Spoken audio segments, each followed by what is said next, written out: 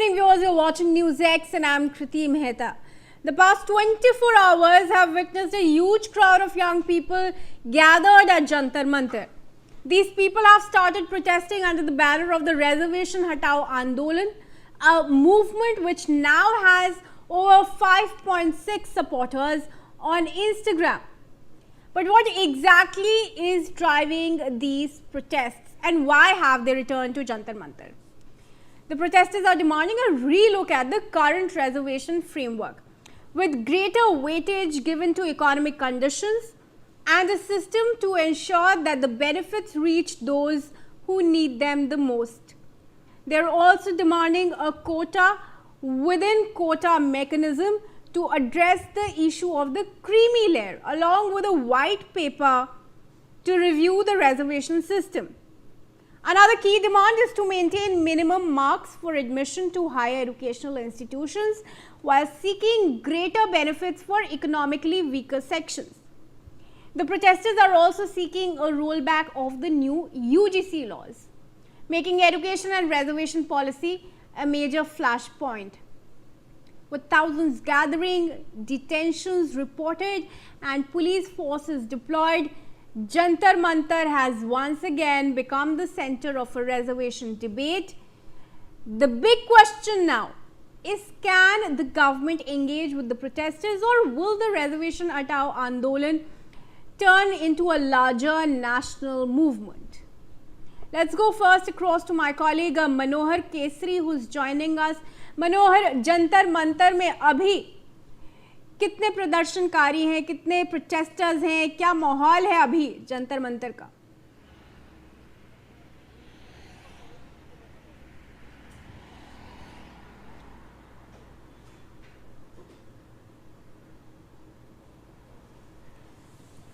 मनोहर, क्या आप सुन पा रहे हैं?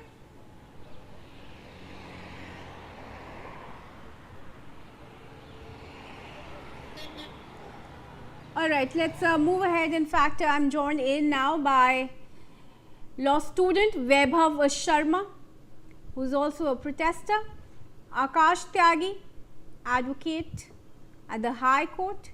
He's also a protester. Well, thanks to you both for joining us on this discussion. Let me in fact start with you, Vaibhav. Why do you think the system that's currently in place for reservation needs a relook? Thank you so very much, ma'am, for having me here. First of all, I would like to say that reservation from 80 years, it's based on socio-political background. Now things have changing. Back at that time when our country got independence, there was two types of society: agriculture and there's a huge difference. Now the things has changing. Now there's a corporate culture. Economy is growing, so there's a class difference also. Now the classes being targeted. There's a lower class, middle class, and then upper class, and the economically weaker section is also coming into the frame. What we need to understand is we need to reform we are not asking for removing the reservation at all from point zero. We are just asking from 80 years, we need to relocate, we need to reaffirm and reform our reservation procedures. At least हम एक बार बात तो करें उस बात पे. हमारे ये मुद्दे नहीं है आप एक बार में सबके लिए हटा दें, क्योंकि बहुत सारी ऐसी वंचित क्लासेस हैं जिसको कास्ट जो हैं जिसमें रिजर्वेशन एक ही तरीके के कास्ट के लोग लिए जा रहे हैं, तो उस पे हमें बात करनी पड़ेगी और ये बहुत हाई टाइम है. Gen Z की कोई कास्ट और क्लास नहीं है. Vaibhav, can you quote some examples where you think the quota of reservation has been misused, cases where you think it shouldn't have been used but it has been? There are very examples. There are a hell lot of examples. For example, in NEET protest, in NEET examination, the person who are coming from general category, even that too, if you are saying that we give you EWS reservation, then also the cutoff is very there's very minimum margin. The cutoff rate for government seats for medical colleges, even in IITs, many of the even GATE exams, NET exam, NET JRF, the person who was securing 84 marks out of 200 marks, the person of general category didn't get the selection, didn't get the seat. But at the same time, the person who is securing 50 marks, or let's say 45 marks, the person is eligible for the seats in the university for PhDs. Even -40 अगर किसी के marks आ रहे हैं, उस basis पे अगर आप reservation दे रहे हैं, और रिजर्वेशन पे उस बेसिस पे आप सीट दे रहे हैं किसी मेडिकल कॉलेज में. Yeah, but that's done to ensure a level playing field for all. That's why we all know how certain categories of students are getting less cut off. How do you think that system can be done away with till we have a level playing field, equal resources for everybody available? With great power comes great responsibility, ma'am, I must say. And this is something which is a social conscience which need to rise. People who are taking time and again reservation. अगर आपके parents इस तरह से सक्षम हैं कि वो अपना वो एक बार रिजर्वेशन ले चुके हैं टाइम एंड अगेन, अगर वो रिजर्वेशन ले रहे हैं तो फिर आप अपनी ही कम्युनिटी के बच्चों के लिए साथ नाइंसाफी कर रहे हैं. So your point is there shouldn't be generational use of reservation. If it's done once in a generation, second generation should not be allowed to use it. All right. Let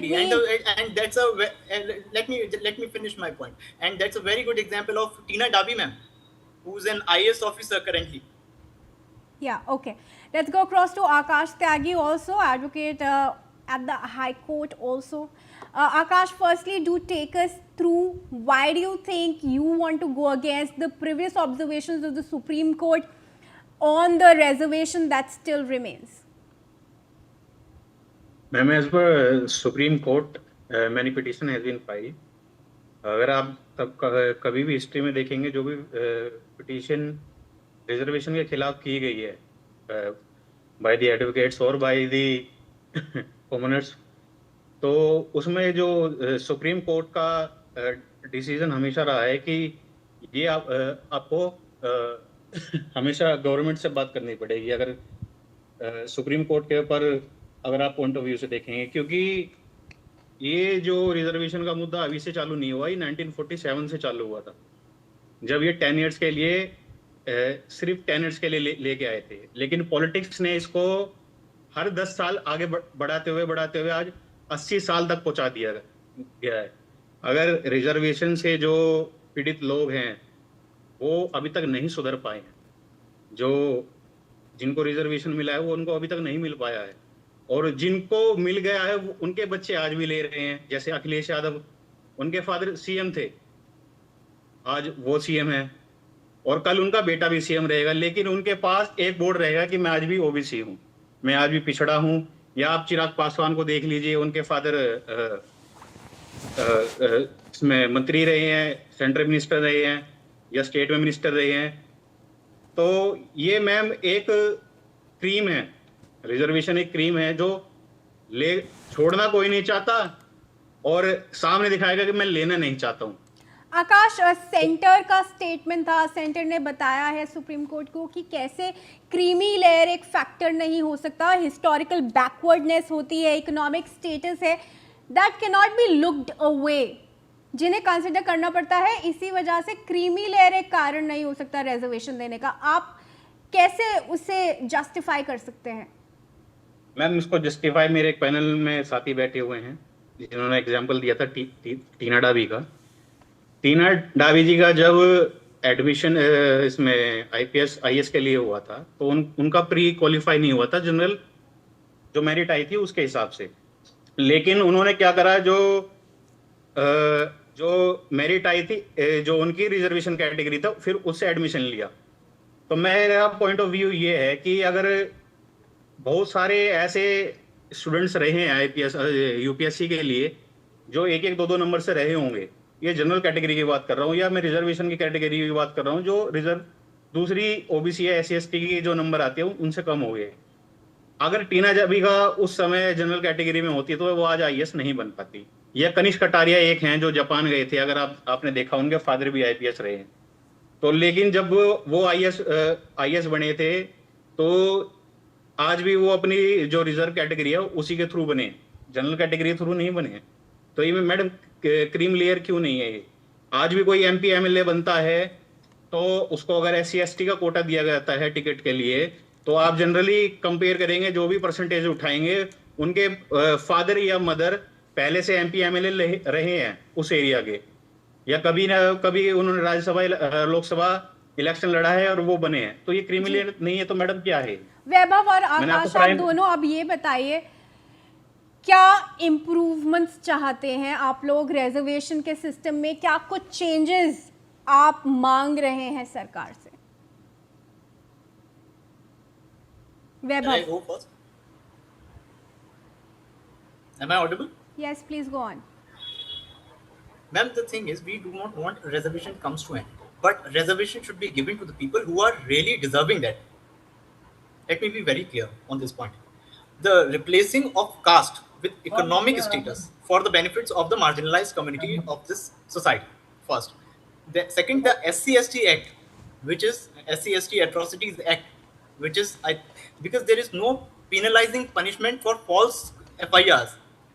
Last NCRB data of in 2024, 48,000 case has been registered under SC/ST Act, but only 10,000 people are got conviction. Very quickly, That just means tell me what is the change that you're hoping for or demanding?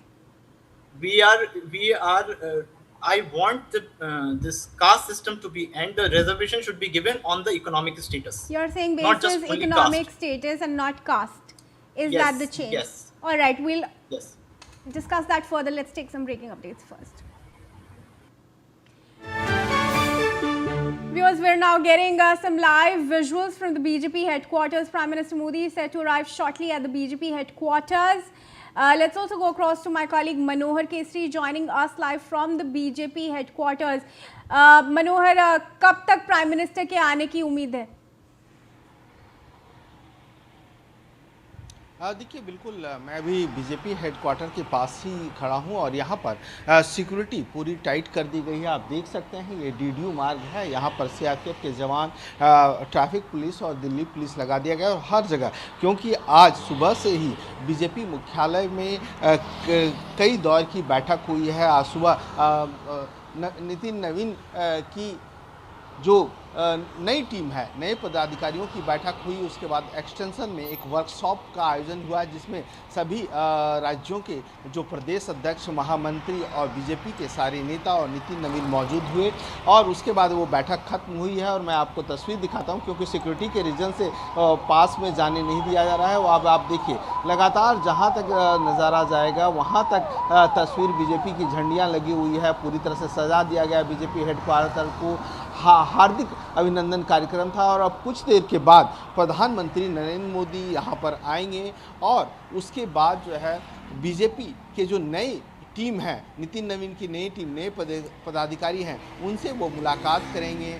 उनको हो सकता है कि वो अपने संबोधन भी कर सकते हैं, उनसे 1-to-1 मुलाकात भी करेंगे। उसके बाद एक फ़ोटो सेशन का कार्यक्रम है। बीजेपी हेडक्वार्टर में अंदर पे एक स्टेज बना हुआ है और पीछे नरेंद्र मोदी और नितिन नवीन दोनों की तस्वीर है उस होर्डिंग में और वहाँ पर स्टेज बना हुआ है। वहाँ पर नए पदाधिकारियों के साथ फ़ोटो सेशन का भी कार्यक्रम होगा। जी मनोहर, धन्यवाद आपका इस खबर के लिए। Viewers, now my colleague Prem Sen has also filed a ground report with locals of Kolkata on Amit Shah Siliguri announcements. Let's listen in. नमस्कार और वेलकम। आप देख रहे हैं इंडिया न्यूज और इंडिया न्यूज के आज पर्दे पे हम आपके साथ लेके आए हैं एक चौपाल जो पश्चिम बंगाल का सबसे बड़ा मुद्दा बन चुका है। ये जो मुद्दा है कि ममता बनर्जी सरकार ने आज तक, जब तक वो सरकार में रही, सरकार का, सेंट्रल गवर्नमेंट का कोई भी तरीके से उन्होंने सपोर्ट नहीं किया, जिस वजह से जो बॉर्डर सिक्योरिटी है वो कॉम्प्रोमाइज हुई।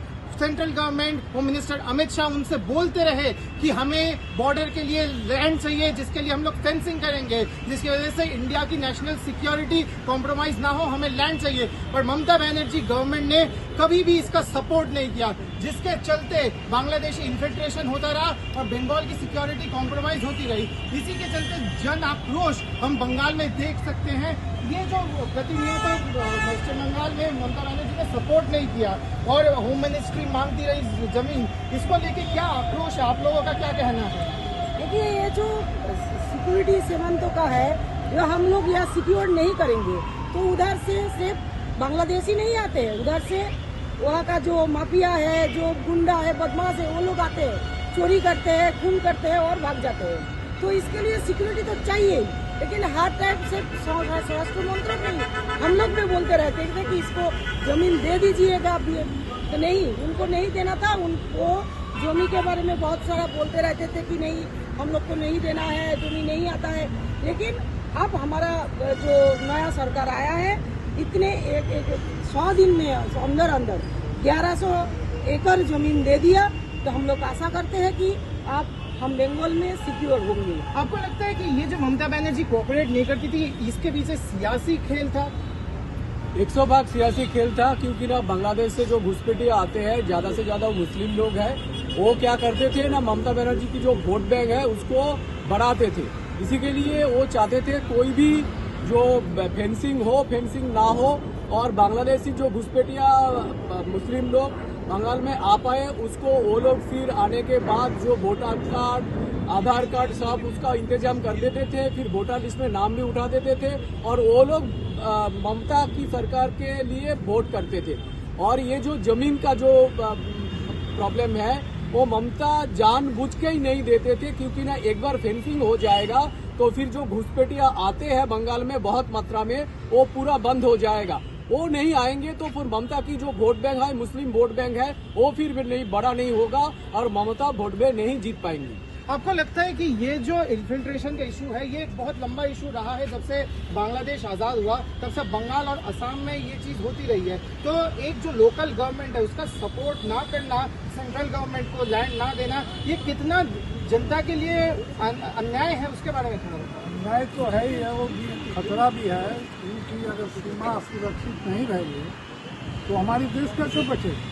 जिहादी आएंगे, घुसपैठिए आएंगे, समाज विरोधी आएंगे, यहाँ दंगा करेंगे, और यहाँ जो सत्ता के भूखे लोग हैं, राजनीतिक नेता है, इन लोगों का मंशा है कि ये आए वहाँ से हमारे यहाँ वोट कर, और समाज को धमका कर, डरा करके कुछ भी इसका सत्ता बरकरार रखी है। तो इसके लिए केंद्र सरकार, राज्य सरकार, दोनों सरकारें उसकी कड़ी से कड़ी बंदोबस्त करे, और इन सब को रोकना जरूरी है, नहीं तो समाज, देश बचेगा नहीं, विनाश की तरफ चला जाए। तो हमें इस बात का जो आग्रह है सरकार और केंद्र सरकार के पास कि आप लोग कड़ी से कड़ी बंदोबस्त करें, देश की सुरक्षा करें, और देश का आदमी आप पर भरोसा रखें, यही है। और हम क्या करें, हमारे यहाँ पर वामपंथी जो था वो लोग भी वही था। इन भोज राजनीति का सारथी निहाती ये जरूरत पड़े तो देश को भी बेच डालेगा। उसके बाद में तृणमूल सरकार जो आया है वो भी वही है, कोई ये इधर उधर का नहीं, एक ही सिक्का का इधर उधर है। सभी उन माइनॉरिटी वोट का लालच में ये चाहे सत्ता के लिए कुछ भी कर डाले। ये जो दिखावा है ये सब नाटक है। हजार मील कारखाना बंद करके ये लोग वामपंथी राजनीति किया है, करोड़ों लोग यहाँ से बेकार हो गया, बेरोजगारी हो गई। आज़ादी के टाइम में बंगाल जो एक टाइम में जीडीपी का बहुत बड़ा हिस्सा देता था, उस कहाँ खड़ा? एक टाइम में बंगाल सारे देश को IAS, IPS, डॉक्टर, वकील, इंजीनियर, शिक्षक, प्रोफेसर देता था। अब तो मजदूरा देता, मजदूर जाकर मजदूरी करना। तो केंद्र सरकार से भी हमारे आग्रह रहेंगे, और राज्य सरकार के जो मुखिया सुवेंदु बाबू है उनको भी हमारा कहना है कि कम से कम इस बात में आपका कड़ी सिद्धांत रहिए। अब एक चीज बताइए, आप शुभेंदु अधिकारी सरकार को भी 100 दिन पूरे हो चुके हैं। अब जो पश्चिम बंगाल में ममता बनर्जी की सरकार थी, उसके साथ अब ये जो 100 दिन है, इनमें क्या आप डिफरेंस देख रहे हैं? देखिए, जलपथ से लेकर राजपथ तक पूरा जगह जगह में जो तरक्की हुआ है, सब आदमी ने देखा है, इधर का जो कॉमन मैन देखा है। एक चीज है, बंगाल को आदमी लोग एक टाइम में कहते थे what Bengal thinks today India thinks tomorrow, इसलिए वो जो तरीका, वो जो प्रोसेस था, वो प्रोसेसिंग बंद हो चुका था।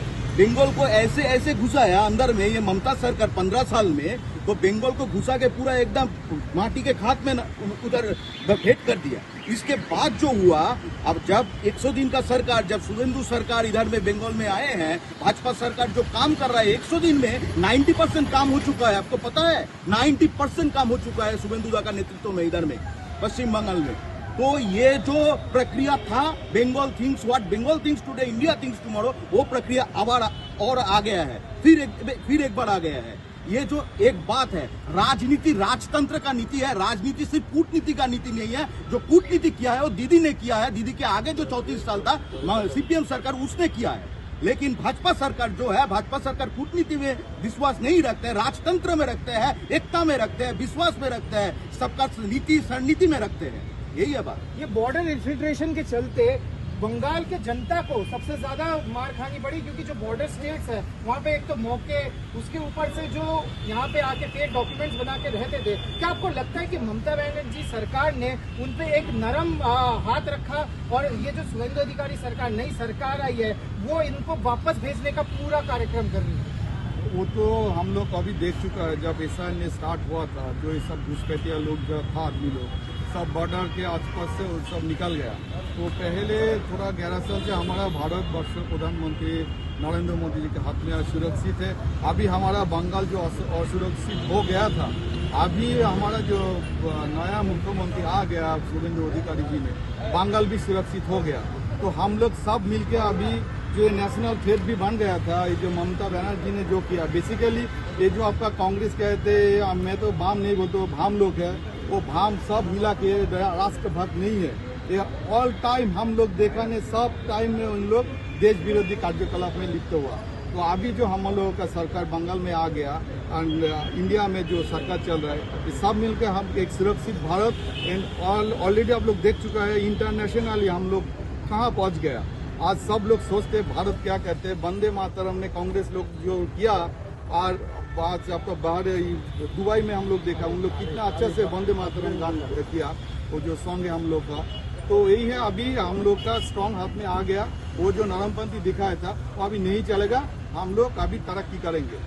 आपको लगता है कि जब ममता बनर्जी सरकार थी, उन्होंने क्लियरली बोल दिया था कि हम लोग सीए इम्प्लीमेंट यहाँ पे बंगाल में नहीं होने देंगे, हम होम मिनिस्ट्री जो भी लैंड मांग रही है हम नहीं देंगे। इसके पीछे उनका इंटेंशन क्या था? इसके पीछे क्या मोटिवेशन था कि ममता बनर्जी ने ना सीए लागू होने दिया, एसआर को लेके भी हम लोगों ने देखा कि उनका विरोध रहा है, और अब जब लैंड मांगा गया कि हमारी नेशनल सिक्योरिटी के लिए हमें लैंड चाहिए, वो भी उन्होंने नहीं दिया। होम मिनिस्टर अमित शाह ने भी कल बोला कि वो बिल्कुल भी सपोर्ट नहीं किया करती। इसके बारे में विषय ये है कि किसी भी राष्ट्र हित के लिए राज्य सरकार और केंद्र सरकार का कोऑर्डिनेशन होना बहुत जरूरी होता है। राष्ट्र सुरक्षा सबसे पहले होना चाहिए। जो पिछली जो सरकार थी उनका मुद्दा राष्ट्र हित के विरुद्ध नहीं था। आज जब सीए जब हो रहा था तो बॉर्डर अंचल में उन्होंने एक वार्ता दिया था कि जो बीएसएफ सीमा सुरक्षा बल के जो हमारे देश के जो सुरक्षा करते हैं,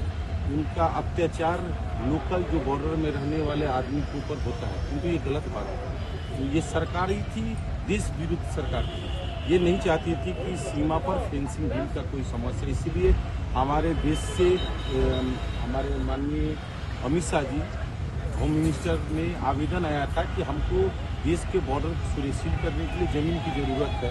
तो ये राज्य सरकार इग्नोर कर गई थी या टाल बहाना कर दी। कल के सिलीगुड़ी को जहाँ पर उन्होंने जनसभा किया था, हम लोग ने सुना था, उन्होंने ये जो वर्तमान नई सरकार जो हुई थी, उनके मुख्यमंत्री शुभेंदु अधिकारी जी को उन्होंने बहुत ही धन्यवाद दिया। बोला कि सरकार होते ही हमारी जो डिमांड थी देश सुरक्षा के लिए, शायद 1100 एकड़ ज़मीन की एक डिमांड थी, उन्होंने बोला सरकार होते ही उन्होंने वो ज़मीन अलॉटमेंट किया, और 29 एकड़ ज़मीन की जो और कमी थी उन्होंने बोला ये बात को कोट एंड कोट कि शुभेंदु जी का फ़ोन आता है कि आपका 29 एकड़ का जो मसला है वो हम लोग ने आपको चिट्ठी अलॉटमेंट कर दिया है, आप जो फंड होता है जिसका ज़मीन है जो सरकारी तरीके से आप उसका पैसा रिलीज करो। ये जो कोऑर्डिनेशन होने की वजह से क्या होता है कि कोई भी देश और अंचल सीमा जो सुरक्षा जो बाइंडिंग होते हैं उसको सील करने में, काम करने में सुविधा होता है, जिस कारण से हमारे पश्चिम बंगाल इतना इजी टेररिस्ट का घुसपैठियों लोग का सेफ जोन हो गया था। कुछ दिन, ये 3-4 दिन पहले आप स्लीपर सेल पकड़ में आता है, कभी मुर्शिदाबाद में ये टेररिस्ट अटैक होता है, या हर जगह। अभी जो बंगाल में ये कल्चर नहीं था, किंतु पिछली सरकार आकर ये परिस्थिति बना दिया था कि जितने भी देश विदेश के जो टेररिस्ट थे उनको लगता था बंगाल ही सेफ जगह है, यहाँ इजीली आपको 5000 के ऊपर में आपको यहाँ residence certificate, Aadhaar card, voter card easily provide हो जाता है, आपको घर रहने का घर, रोजगार भी दिया जाता है। ये सरकार के नेता के माध्यम से, जो देश हित के लिए बहुत ही दुर्भाग्यजनक था। इसीलिए ये सरकार जाना और पश्चिम बंगाल में रहने वाले जो हमारे जैसे आदमी साधारण को उसके लिए एक बोलने से एक फ्रेश एयर मिला। नहीं, ये सरकार अगर नहीं जाती तो शायद यहाँ बंगाल में रहना सभी के लिए मुश्किल है।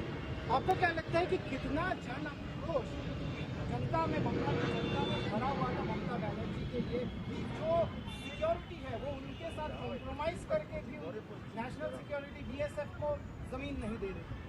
देखिए, 4 तारीख के बाद तो सब कुछ पता चल गया है। ममता जी के ऊपर कितने आदमी लोग का जो कॉमन मैन का जो आक्रोश था वो 4 तारीख के बाद पता चल गया है।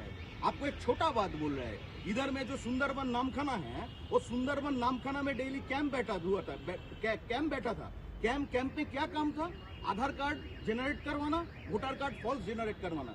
उसको बीएसएफ लोगों को जान कहला कर दिया था उन लोगों ने कि हम लोगों को मुस्लिम घुसाना पड़ेगा, जो घुसपैठिया है बांग्लादेश में रहता है उसको घुसाना पड़ेगा। इधर में कोई बीएसएफ बाबू लोगों का कोई बात नहीं चलेगा, सिर्फ चलेगा दीदी का नाम और भाईपो का नाम। भाईपो जो बोलेगा वो होगा। वोट बैंक बढ़ाने के लिए ममता सरकार जितना गिरा है उतना कोई राजनीतिक दल अभी तक गिरा नहीं है। ये 70 साल में हम नहीं देखा है। इतना नालायक इंसान है उन लोगों, पूरा इंसान नालायक है उसका, एक आदमी भी उसका ठीक नहीं है। इसलिए आप एक बात बोलिए ना मेरे को, वोट आपको मिलेगा क्या, मेरे को मिलेगा क्या, बीजेपी को मिलेगा क्या, सीपीएम को मिलेगा, बात अलग है। लेकिन वोट के लिए देश में बुला के उसका फॉल्स आधार कार्ड करवा के उसका फॉल्स वोटर कार्ड कर दामाद का आदर कर रहा है, ये क्या है?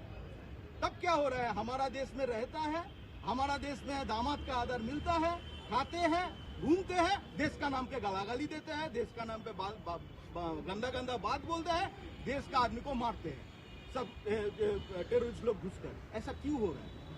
पश्चिम बंगाल क्या ठेकेदारी लेकर हुआ है क्या? वो सब घुसपैठियों के घुसाने के लिए सब घुसपैठिया बंद हो चुका है। अगर कोई पार्टी हारेगा तो वेस्ट बंगाल का नागरिक से वोट से ही हारेगा। अगर कोई पार्टी जीतेगा पश्चिम बंगाल का नागरिक से वोट से ही जीतेगा। कोई घुसपैठिया नहीं चलेगा। तो जैसा कि आप देख सकते हैं कि बंगाल की जनता में आक्रोश जो भरा हुआ था over the period of time, जो बंगाल की सिक्योरिटी को लेके हर एक दिन हर एक समय कॉम्प्रोमाइज किया ममता बनर्जी सरकार ने, उसको लेके अभी भी बंगाल की जनता में आक्रोश भरा हुआ है। आप देख रहे थे इंडियन न्यूज, मेरा नाम है प्रेम फ्रॉम कोलकाता ब्यूरो।